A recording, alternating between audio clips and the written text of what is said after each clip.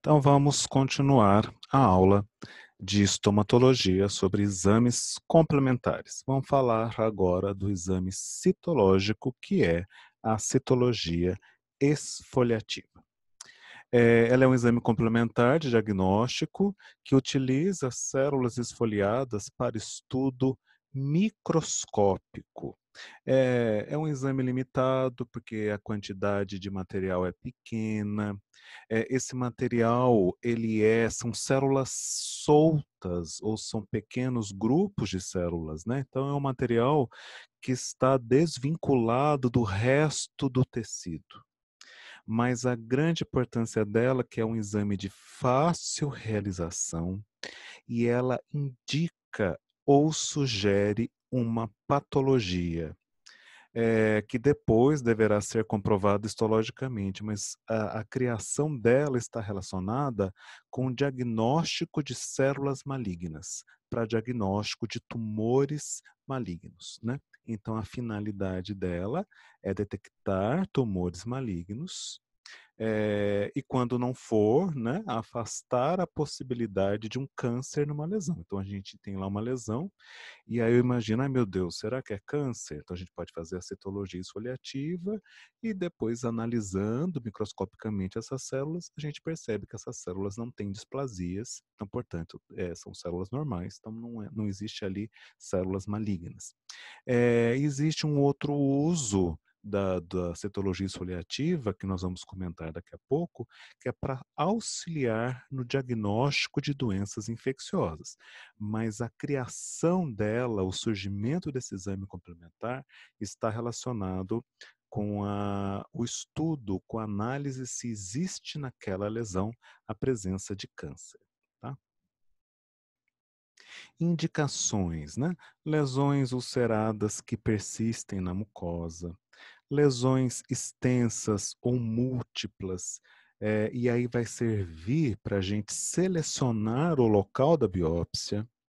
Então, uma lesão é muito grande, eu vou selecionando áreas, analiso essas células que eu selecionei, que foram captadas durante o exame citológico, durante a citologia esfoliativa, e aquela área que tiver as células com mais transformações, a gente escolhe o local para fazer a biópsia, né?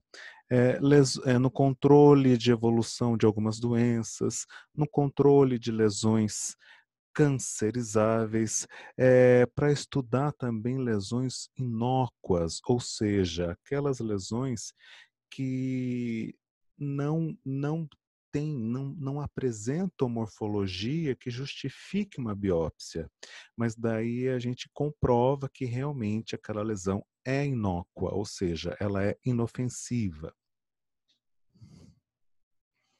Vantagens, né? Como eu já disse, o trauma é mínimo, se faz sem anestesia e é um exame seguro, né?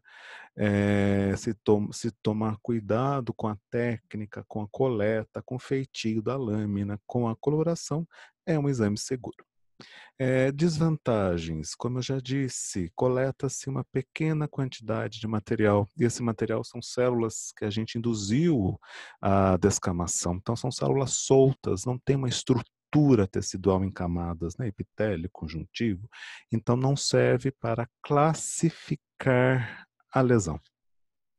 E, portanto, né, não vai substituir a biópsia, justamente porque não define o tipo de lesão.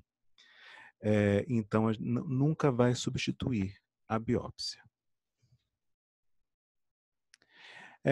Quando não é para pesquisar célula maligna, né? Então, indicações em processos não tumorais. A gente vai ver em casos de que eu estou suspeitando, que é um quadro de uma doença autoimune chamada pênfigo vulgar, que pode ter manifestação na boca. Uma doença fúngica que também pode ter manifestação na boca, que é a paracoccidioidomicose. A candidose, que é muito comum, a candidose oral, em casos de lesões císticas, né? Vou comentar já em relação às lesões císticas, porque às vezes, né, é uma cavidade, cisto é uma cavidade revestida por epitélio e muitas vezes tem líquidos e secreções dentro. dessa cavidade. Então, esse líquido, essas secreções podem ser puncionadas, então se faz com uma agulha e seringa, punção, que é uma manobra da semiotécnica, e é interessante que a gente pode ter ali um líquido sanguinolento, um líquido bem amarelo, né? Um líquido transparente, clarinho, um líquido citrino, e aí é interessante que esse líquido fosse colocado sobre uma lâmina, né? Fixado e mandado para a cloração, porque nesse líquido tem células esfoliadas, então a gente poderia estudar como estão as células epiteliais dentro desse cisto, porque existe relato de transformação maligna de epitélio cístico, certo? Vamos ver então as células de Tizanque. Aqui não é uma foto de citologia esfoliativa, é uma foto de uma biópsia, mas só para mostrar para vocês que no pênfico vulgar existe a formação de bolha dentro do epitélio. Clinicamente, né? Isso se deve porque as células epiteliais, elas perdem os seus desmossomas, aquela junção intercelular, né, que as mantém unidas. Então elas ficam soltas, que nem se fossem bexigas, balões.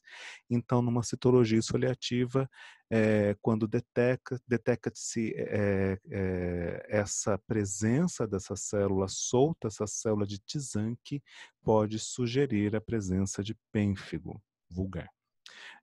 Para paracoccidioidomicose, então pode pegar a secreção do indivíduo, no caso, né, uma doença pulmonar, pode então fazer a coloração, que no caso é o Papa Nicolau, e aqui foi percebido a presença dessas leveduras que têm a parede birefringente. Pode ser também detectado a presença, aqui a coloração é crocô, e aqui tem uma levedura mãe e 2 brotamentos. Isso é clássico dessa doença paracoccidioidomicose, que é o brotamento em formato de orelha de Mickey Mouse. Uma outra doença que eu não falei, mas é uma doença, apesar de ser chamada actinomicose, é uma doença bacteriana causada por actinomyces e pode simular como se fosse um abscesso dentário. É interessante que esse material purulento que drena, né, da lesão pode ser então distendido sobre uma lâmina e fazer uma simples coloração de grã, por exemplo, né? E aqui a gente está vendo ao redor, aqui existe o que eles chamam grão de enxofre, que na verdade é um aglomerado de bactérias, são vários actinomyces, vários bacilos filamentosos, e aqui ao redor vários neutrófilos, porque era o pus, né? Então, era uma secreção purulenta. Clássico, que é realizado também, bastante realizado na odontologia, é a citologia esfoliativa em lesões que a gente tem quase certeza que é candidose. Então, pode ser feita a citologia esfoliativa, né? Aqui não foi feito o Papa Nicolau, foi feita uma coloração de grã, então aqui a gente tem células epiteliais soltas, e aqui a presença de filamentos que sugere a presença de hifas e pseudo-hifas da candidose. Então já fecha o diagnóstico de candidose. Então, a citologia, na verdade, não é bem a citologia esfoliativa que a gente faz a citologia por raspagem, né? Então, a gente, com uma espátula metálica ou com uma escova, existe também uma escova para fazer a citologia, a gente vai induzir que essas células, né, elas serão esfoliadas por raspagem. Essas células, no nosso caso, na superfície de mucosa, mas pode ser feito também na superfície da pele. E aí se faz um esfregaço direto em lâmina de vidro, né? Então, qual é a técnica, né? A gente vai primeiro limpar bem, desengordurar com álcool uma lâmina de vidro e secar com a gaze. Não usar algodão, porque o algodão pode soltar fiapinho e aí pode induzir, pensar que, por exemplo, são as pseudohifas da candidose. Aí nós vamos com uma espátula, não utilizar a espátula de madeira, e sim a espátula metálica 36, por exemplo, a espátula 36. Nós vamos raspar suave, mas firmemente a lesão, a área que a gente está examinando. Deposita esse material raspado suavemente sobre uma lâmina, numa extremidade da lâmina. Não na extremidade mesmo, na parte final da lâmina. A gente vai ter que dar um espaço para identificar como etiqueta, com um adesivo, o nome do paciente, ou então, se a lâmina tiver nessa área, uma área fosca, uma região fosca, a gente pode escrever com lápis o nome do paciente. Então, logo abaixo dessa área que a gente identifica o paciente, a gente deposita o material que a gente coletou, é pouco material, mas dá para perceber que a gente coletou o material. A gente segura essa lâmina pelas bordas, porque a nossa mão tem gordura, e depois distende-se o material depositado sobre a lâmina, né? Ou seja, distribui uniformemente esse material sobre a lâmina no movimento único. Isso tudo é para não formar grupos de células. Então a gente faz um único movimento e faz a fixação imediata de preferência num frasco que tenha canaletas, e esse frasco com álcool absoluto, álcool 95, 96%. A cloração clássica é cloração pelo método de Papa Nicolau. Então aqui nós temos, né, no livro do bórax, a raspagem da área que eu quero estudar. Aqui seria onde identifica o nome do paciente, então a gente coleta, a gente deposita, a gente coletou o material aqui com a espátula metálica, a gente deposita esse material logo abaixo da onde a gente identifica o paciente, pode ser aquelas foscas, a gente escreve o nome do paciente, ou então pode pôr uma etiquetinha aqui com o nome do paciente, escrito a lápis. Aí a gente coloca o material aqui e a gente faz um único movimento com a espátula, espalhando esse material de uma maneira uniforme sobre a lâmina. Tá? Então aqui novamente a técnica, existia uma lesão aqui no pálato, a gente com a espátula metálica, não devemos usar a espátula de madeira, o baixador de língua, porque a madeira ela vai desidratar a nossa célula, as células não, né, não as nossas, as células do paciente, e pode causar então uma alteração aí no que a gente vai estudar. A gente identificou o nome do paciente aqui nessa área fosca da lâmina, depositou o material e depois, com um único movimento, a gente arrasta esse material, passando suavemente a espátula sobre a lâmina de vidro até terminar a lâmina.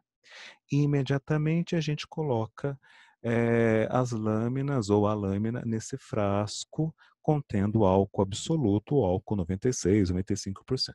Se for um frasco específico que tem as canaletas, a gente pode pôr em cada canaleta uma lâmina e elas não grudam, né? Que vidro com vidro, se tocarem, não vai conseguir mais separar as lâminas. Quando não é possível fazer isso, aqui, por exemplo, é um frasco que não tem essas canaletas, a gente pega um clipes comum mesmo, de escritório, coloca o clipes nessa área que tem identificação do paciente e introduz dentro do frasco, e aí a gente pode pôr uma outra lâmina que elas não vão grudar, né? Isso no caso que se a gente fizer mais de uma lâmina. Certo? Existe uma classificação em relação a Papa Nicolau, umas 5 classes de Papa Nicolau que a gente poderia até utilizar, né? Classe 0 é quando não houve material suficiente, né? O material foi insuficiente para análise. Classe 1, células normais, não tem alteração. Classe 2 de Papa Nicolau é quando existe um processo inflamatório ou infeccioso, então se for detectado a presença de hifas da Cândida, seria a classificação de Papa Nicolau, classe 2. Classe 3 tem já atipias, a gente fala hoje displasias, mas são duvidosas. Classe 4 tem displasias sugestivas, mas não conclusivas. E 5, quanto já é uma neoplasia maligna. Então essa classificação é mais voltada para a parte de estudo das células cancerosas, né? Então aqui a figura do livro do professor Borax, aqui classe 1, essa imagem, ou seja, as células normais, as células epiteliais normais, elas lembram um ovo frito, né? Onde o citoplasma é bem grande e o núcleo bem pequenininho. No Papa Nicolau, né, nessa coloração clássica, quanto mais azul significa células epiteliais mais profundamente localizadas. Quanto mais para o cor-de-rosa, são células mais superficiais, porque tem queratina. Aqui, a classificação 5, classe 5, a gente percebe, esse é o aspecto da célula normal. Aqui a gente já não tem mais esse aspecto, né? A gente aqui tem a presença de displasia, né? Aquela perda da relação do núcleo citoplasma. Então aqui a gente tem um núcleo grande e pouco citoplasma, né? Normalmente o núcleo é pequeno e o citoplasma é uma área maior. Aqui nós temos uma célula normal, né? Então aqui é a célula mais cor-de-rosinha, mais rosa, o núcleo pequeno. Aqui, na verdade, não tem células isoladas, elas estão em grupos, né? Então, aqui são várias células ainda com aspecto normal. Aqui já são células mais da camada basal, então tem o núcleo e o citoplasma azulado. Aqui, se a gente for comparar com o anterior, olha o tamanho do núcleo, né? Então aqui já é uma displasia, é aquela perda da relação núcleo-citoplasma, né? O núcleo grande, citoplasma pequeno, então já é uma célula neoplásica. Aqui também, né? Aqui ó, existe a presença, então aqui está descrito quais são as displasias presentes, hipercromatismo, pleomorfismo celular, ó, tem células com, aqui tem uma célula com citoplasma maior, um grande núcleo, aqui já é um outro tipo de célula, aqui já tem uma outra morfologia, e é o que eu falei para vocês, alteração do núcleo citoplasma. Todos esses itens são displasias, né? Aqui também, mesma coisa, né? Aqui tem hemorragia e aqui a presença de células neoplásicas que apresentam displasias, alterações morfológicas. Aqui também, alteração nuclear com a perda da relação do núcleo citoplasma. Certo? Então, como que a gente manda para o laboratório, né? Esse material. Então, a gente vai ter que identificar o frasco, nunca identificar a tampa do frasco, porque depois pode ocorrer a troca dessa tampa no laboratório. Então, a gente identifica o frasco, e aí normalmente existe um material, um documento, um papel, ou então agora online, para a gente preencher. Então, a gente vai colocar lá o nome do paciente, os dados clínicos da lesão, a minha suspeita, a minha hipótese diagnóstica e os contatos, tanto do dentista quanto do paciente, certo? Na próxima etapa, a gente continua com o exame complementar citológico, que é a biópsia. A biópsia, então, é um procedimento de elucidação diagnóstica através da remoção de tecido vivo para um estudo macro e microscópico. Por que é um estudo macroscópico, né? Porque quando o patologista recebe a peça da biópsia, ele descreve aquela peça macroscopicamente. Depois se faz as lâminas e se faz a descrição microscópica, né? Então, por isso que a gente fala que é um exame anatomopatológico, né? Que vai auxiliar muito o exame clínico. Certo? Então, para que serve, né? Para o diagnóstico, de maneira geral, para o diagnóstico de diferentes doenças. Doenças neoplásicas, doenças infecciosas, lesões pré-malignas, crescimentos teciduais, ulcerações, né? Lesões brancas, vermelhas, uma série de lesões. Confirma, né? Espera-se que confirme o diagnóstico clínico, o diagnóstico de imagem, apresenta um alto grau de segurança, se a gente enviar para um laboratório, se o próprio cirurgião tomou cuidado com a peça durante a cirurgia, no momento da fixação, e se mandou para um laboratório que tenha patologista bucal, que nós temos lesões de boca que precisam ser analisadas por patologista bucal. É interessante que, como ajuda, né, a dar o diagnóstico, vai orientar o tratamento, vai orientar a terapêutica, a avaliação do prognóstico, se você lembrar da nossa aula de processo diagnóstico, né? Depois do diagnóstico final, tem o prognóstico e aí sim depois vem o tratamento. E quando se tem um câncer, é possível, através da análise histológica, falar alguma coisa. O patologista pode falar do grau de diferenciação, né, se esse tumor é bem diferenciado ou mal diferenciado, qual é a origem desse câncer, o tipo histológico e se ele está infiltrando os tecidos logo abaixo, né? Circundantes. Indicações, de maneira geral, né? Lesões suspeitas de malignidade, lesões ulceradas que não evoluíram para a cura em 3 semanas, lesões brancas persistentes, lesões nodulares, lesões que a gente tem dúvida, que é muito comum, qualquer tecido, qualquer lesão que foi retirada do paciente, gengivectomia, né? Então aquele material deveria ser analisado microscopicamente, qualquer nódulo, mucocele, qualquer coisa que seja muito simples precisaria ser extração que junto vem com cisto, vem com o tecido, deveria o dente, aquela lesão associada, deveria ser encaminhada para o exame anatopatológico. Lesões intraósseas e para confirmar o nosso diagnóstico clínico. Existem alguns tipos de biópsia. Classicamente a excisional e a incisional, mas tem também por curetagem, biópsia de congelação, a por punch e a com agulha grossa, que na odontologia não é muito utilizada com agulha grossa. Classicamente, a excisional é quando a lesão é removida completamente. Então, existe a excisão completa da lesão. Normalmente são lesões pequenas, né? Ou seja, não são tão grandes, só que a gente não remove só a lesão, a gente também remove um tecido normal ao redor. Por isso que a gente fala que é a margem de segurança. E vai confundir com o tratamento, mas lembrando que o exame complementar é a biópsia excisional. O tratamento foi cirúrgico, tá? Biópsia incisional, normalmente com lesões maiores, que vai ser removida uma parte da lesão, como se fosse uma fatia de uma torta. Tá?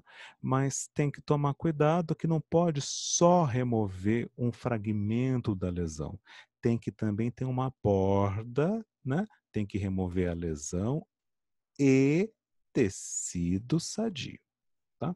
Então a gente seleciona uma área representativa, nós vamos comentar isso durante o curso, e aí se faz a remoção desse pedacinho de uma parte da lesão, envolvendo a lesão e o tecido saudável, como se fosse realmente um pedaço de torta. Tá?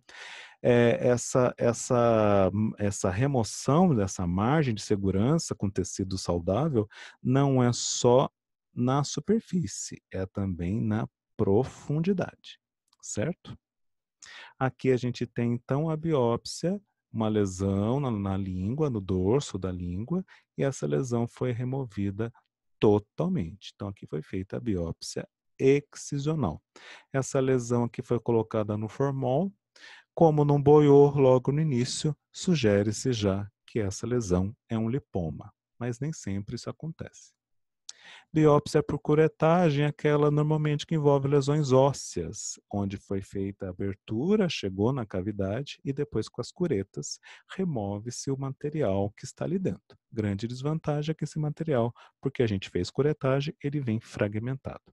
A biópsia por congelação a retirada do material e seu estudo, e o estudo imediato, ocorre após submeter aquela peça. Então, você fez a remoção, né? Removeu aquele pedaço de tecido do paciente. Imediatamente vai congelar com nitrogênio essa peça. Por que que congela? Para a peça ficar dura e para conseguir fazer o corte no micrótomo. Então, corta o micrótomo, né, que nem se fosse um fatiador, ele vai cortar fragmentos dessa peça congelada, né? O patologista, então, vai colocar isso numa lâmina, vai fazer uma coloração super simples e vai examinar histologicamente, microscopicamente, essa peça durante um ato operatório. Então, está lá o cirurgião remove a peça, entrega para o patologista congela com nitrogênio essa peça, já faz os cortes e já faz a lâmina, né? É interessante, se for descoberto que é uma lesão maligna, o patologista pode induzir, não, pode falar para o cirurgião se as margens estão seguras. Então, se as margens cirúrgicas estiver comprometidas, pode aumentar a margem de segurança, pode ampliar a cirurgia, né? Lembrando que logo após todo aquele pedaço, todo aquele material que restou, tem que ser submetido ao processamento tradicional, tá? Fixação em formol e assim por diante. Biópsia de agulha grossa. Por que que a agulha grossa? É uma agulha que tem bem calibrosa, que vai trazer um cilindro de tecido, né? Então, ao invés de fazer o corte com bisturi, faz com agulha. Então, vem um cilindro de tecido que vai ter epitélio, conjuntivo, ou seja, vai ter os planos teciduais. É muito utilizado para biópsia de fígado, medula óssea, glândula mamária e na odontologia, talvez, para as glândulas salivares. Punch, biópsia por punch. Punch é um instrumento. Então, é utilizado para lesões pequenas e lesões que não são muito profundas, porque vai ser retirado pequenos fragmentos circulares. Então, aqui é um instrumento chamado punch. A gente coloca a lesão, introduz a lesão aqui dentro e gira o punch para poder remover, então, a lesão. Tá? É como se fosse um bisturi circular. Vamos falar então das contraindicações da biópsia. Na verdade, não existem contraindicações, né? Então, preste bem atenção. Quando a gente fala de contraindicação sistêmica, é quando a gente tem pacientes que não estão com doenças, com paciente que estão apresentando doenças que não estão compensadas. Então, um paciente diabético, um paciente cardiopata, um paciente hipertenso, que naquele momento a doença dele não está compensada. Então, naquele momento não pode se fazer a biópsia, mas a biópsia é necessária, porque a gente precisa dar o diagnóstico. Existe também contraindicações locais, mas na verdade são contraindicações para as biópsias incisionais. Existem duas situações que contraindicam biópsias incisionais, ou seja, remover uma parte, um pedaço da lesão. É quando a gente tem suspeita de hemangioma. Aqui existe uma polêmica em relação ao termo hemangioma, a gente pode falar hemangioma ou lesões vasculares, alterações vasculares. E o melanoma, né?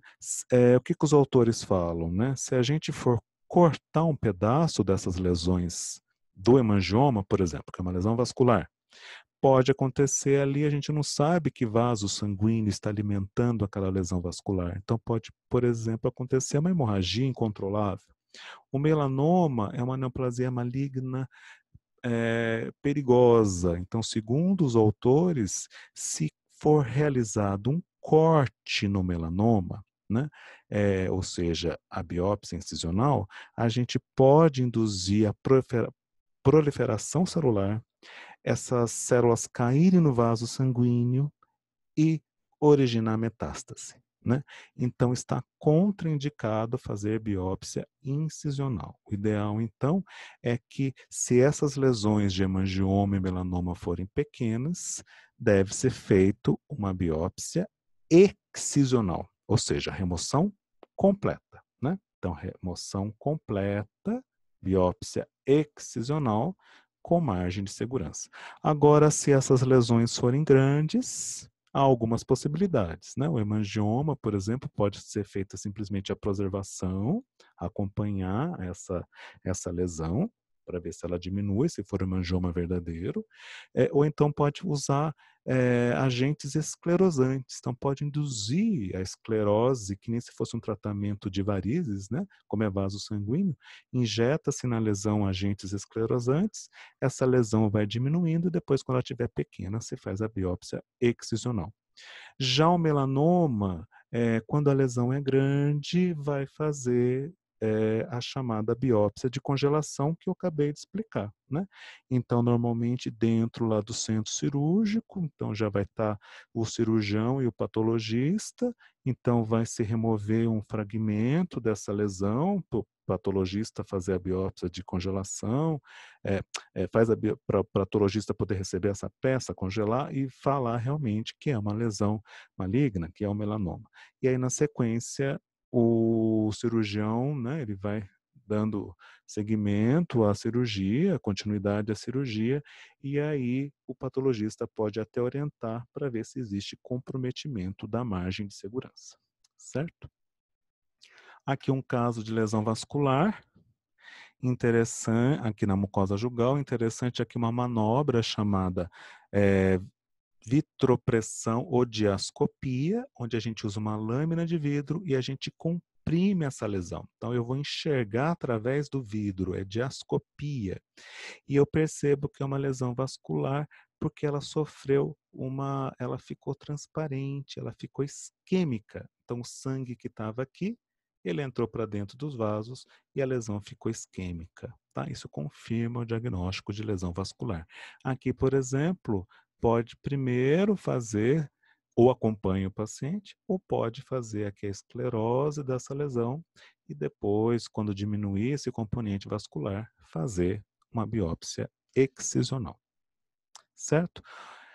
Orientações em relação à biópsia. Primeiro, é o pré-operatório. Então, exame clínico para saber se aquele é o momento ideal para se realizar, lembrando que a biópsia, né, está envolvido um procedimento cirúrgico. Esclarecer o paciente, ele precisa autorizar que seja feito esse exame. Começou então o procedimento cirúrgico. Não deve-se injetar anestésico dentro da lesão, porque isso pode causar alterações morfológicas. É interessante ter o conhecimento anatômico da área que a gente vai fazer a cirurgia, porque eu não posso cortar vasos e nem nervos. Na hora de fazer a incisão, a gente tem que fazer uma incisão que tem um formato elíptico, né? Isso depois vai facilitar a sutura, ou seja, a aproximação das bordas da ferida. Aqui vamos imaginar que aqui é a lesão. Então, eu não posso remover só a lesão. Tem que existir uma margem de tecido sadio, né? É interessante que não se corte o material antes de enviar para o patologista. Não se deve também pinçar, comprimir esse material, que a gente pode destruir o tecido até criar estruturas deformadas que podem depois complicar a visualização microscópica pelo patologista e o diagnóstico. Existem lesões que muitas vezes o cirurgião pode marcar a margem da lesão, no sentido assim que colocar um fio de sutura numa ponta da lesão, vamos dizer assim, para marcar, para dizer para o patologista, olha, essa daqui é a região da lesão que estava mais perto da superfície vestibular, essa daqui estava mais perto do sulco do fundo de saco, certo? Lavar com soro fisiológico a peça para remover o sangue e outras secreções.